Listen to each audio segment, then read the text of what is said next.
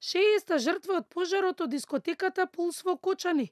Рано изутрината починал 29-годишниот Александар Карадаковски во болницата во Литванија.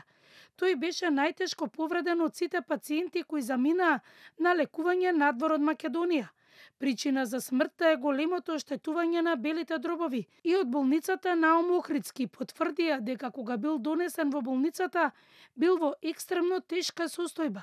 Тој беше најтешкиот пациент, за кого што добивавме информации. На 1 април откажа и функционирањето на бубрезите, беше ставен на диализа, имаше температура, практично рани, директорот кажа на 36% приближно на телото, од 2-3 степен, што практично отвара простор за појава на инфекции, и тоа е таа компликација која што плюс дишните патишта,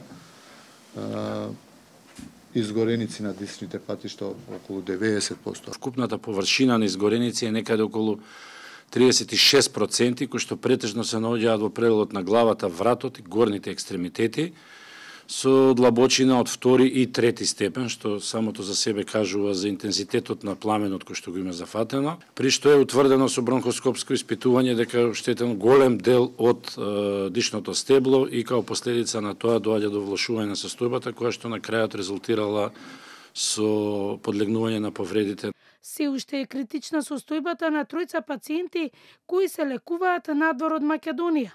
Денеска од болниците во Скопје се пуштаат на домашно лекување 5 пациенти, остануваат 9.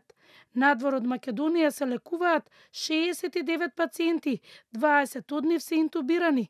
Основното јавно обвинителство Кочани ќе ја запре истражната постапка за Александар Карадаковски, откако министерот за здравство потврдил дека тој е починатиот.